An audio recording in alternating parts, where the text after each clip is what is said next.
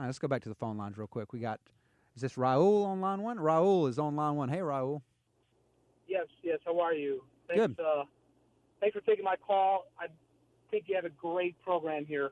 Thank you. I've been listening to you for a bit. So I'm an American of Mexican descent, and I'm a conservative. And I think Trump has figured out the way to attract voters, and I think your points are well taken in regards to if you really fall for this, you're really thinking like a Democrat. I think what he's trying to do is really find a different way to attract voters, and he is sort of a star or so someone who can do that, which is a different way that the typical Republican approach has been. And I know there's a lot wrong with what he's doing in terms of how you're defining it, but what he is doing is he's definitely firing up our base. And when I hear calls that are coming in to you have some really hardcore Republicans that are believing in Trump, and I think you and I agree it's going to be tough for him to win, but what he is doing is he is touching our hearts and minds, which there's really no other candidate that's doing that. And all the other candidates, I believe, are trying to knock him off because Trump knows how to play with the media, and Trump knows how to manipulate the media to some degree, which no other candidate has been able to do. So I'm not trying to say he's the guy, but what I am going to say is, as a Hispanic, I believe the guy, and all my other friends hate me because, he's bashed, Mexicans and all this stuff. But you know what? It's needed because there's a lot of bad people coming across. When my parents came across in the late 50s, they came across for a better life. I thank God every day that they came here because I'm living the dream, the American dream. And they came the right way. Yes, they weren't here illegally, but I understand, there has to be a limit to who's coming in, and there has to be a watchful eye as to who we're letting in. Yeah. But anyway, that's just my 2 cents. Yeah, well, thank you for the call, Raul. Let me ask you a couple of questions, if you don't mind. Yeah. I would love to hear your perspective on this. I hear a lot of folks talk about how some of the people that are the most frustrated with illegal immigration in this country are those who did it legally, because they're like, we went through the process correctly, and these people are just bypassing that. And Joey, what is your take on illegal immigration? I believe the system that's in place now, there's a line undoubtedly, and I think we have let just people cross, where I think when my parents came, there was a bit more control going on in terms of who was coming in, and the law that Reagan passed, my parents fall into that law.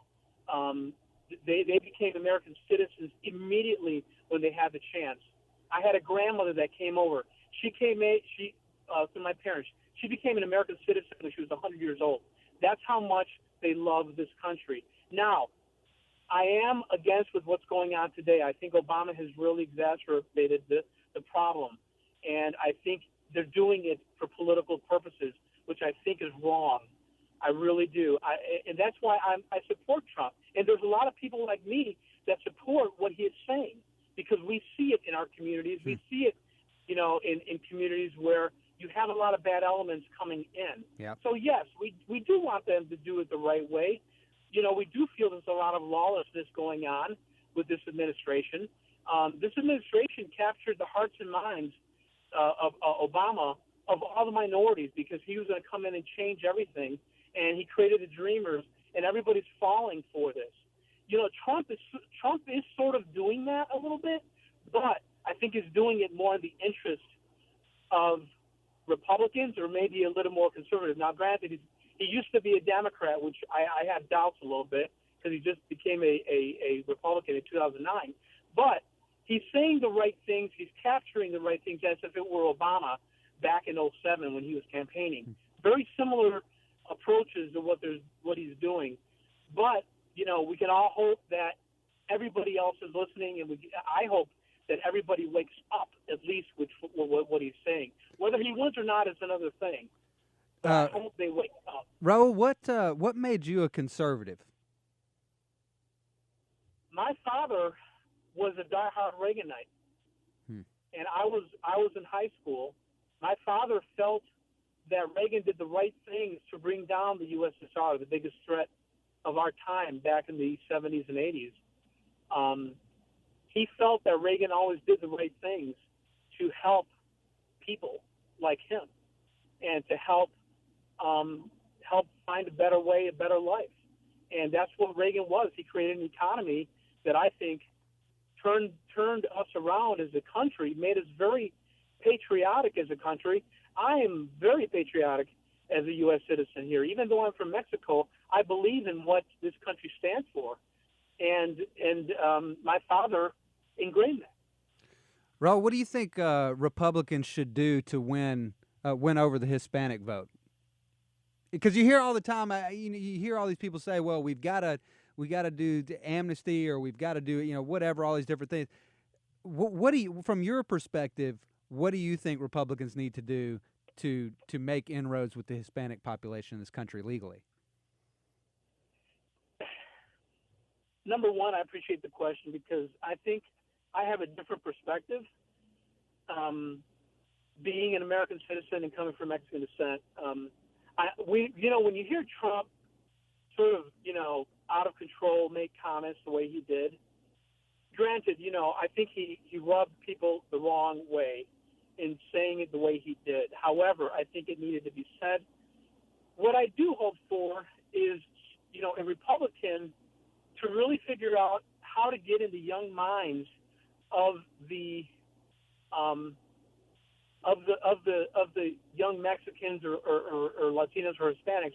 They're already here, because what happens is that they become assimilated automatically because they are born here or they're here when they're young. I think we can capture them, their hearts and minds, a lot easier than we can their parents, because their parents are very nationalistic from Mexico. They believe in where they came from. Many of them always want to go back, but they never do because the kids, the younger children, always assimilate here, and they don't want to go back because they're used to this kind of life. So we have to figure out a way to find the right candidate to attract those young people, because I'm one of them. Now, granted, I'm not young. I was born in 1965, but I was captured during the Reagan time as a conservative, to become a conservative and have the moral beliefs. I'm very religious. I believe in the Catholic faith. I believe in family, and all of those are traits that really were instilled in me. And really, a lot of people from Mexico and other Latin countries have that religious trait in them already, because most of the countries they're coming from are Catholic or Christian. We just have to figure out a way to how to bring them in to assimilate as conservatives, which I think they would, because they believe in family, they believe in religion. I think too many times in cities like Chicago, New York, and Los Angeles, we let the Democrats attract them in a big way. And how are they doing that? Is it because are they being conditioned to believe that Republicans dislike them or hate them? Is it either through Democrats or the media? Is that how that is happening? Yes, absolutely yes. See, I live here in Birmingham. I lived in Chicago. I grew up there. I saw the indoctrination that was going on in the cities. Okay, and those cities, they indoctrinated them by helping them and providing, whether it's financial aid or whether it's other ways of doing that, of allowing them to assimilate. The Democrats are typically doing that to attract them, and what they do is they automatically attract their vote, and they tell them how to vote. I can't tell you the friends that I have in Chicago, when they see that I'm always supporting conservatives, they think I'm a wacko, because I was never indoctrinated into that system. I grew up outside Chicago. I grew up in the suburbs, which I was not controlled or manipulated by that indoctrination that goes on in the cities. But that's what goes on. And what happens is that, they get sucked into believing an ideology that, they get really criticized or ridiculed if they think outside that ideology. And that's what's really, I think, hurting, us being able to track them is they've always been told the Republicans are bad, which is really not true. I mean, I think every day, I thank God every day that I am a person of religious belief. I'm an entrepreneur. I always think about making things better for myself, the company I may be working with, because those are beliefs that have made me successful in this short life. So, Raul, appreciate you taking the time to talk to us today, and that's a great perspective that we don't get enough of, and I hope you'll be willing to give us a call back sometime. Absolutely. Keep doing what you're doing. Thank you. All right, thanks, man. All right, let's take one more phone call, and then we're gonna take a quick break here. But let's go to Rex on line 2. Hey, Rex. Hey, man. Enjoy your program. Thank you. Anyway, Donald Trump's the guy to pick because he's not a politician. He can straighten it out. He makes stupid comments every now and then, but everybody does that. And got to have a business guy running the show instead of a politician for a while, get it straightened back out, and then a politician can come back in. Yeah, I mean that's the thing I do like about Trump is I do like the fact that he's not a politician, so to speak. At least he's never been elected to public office. But in this particular crowd, if I was going to go with a non-politician, I'd probably take a look at Ben Carson before I took a look at Trump. But that's just me. Ben, he's a doctor, and Trump is a business guy, and you got to have a business guy running the boat. Yeah. See, there are things I like about Trump.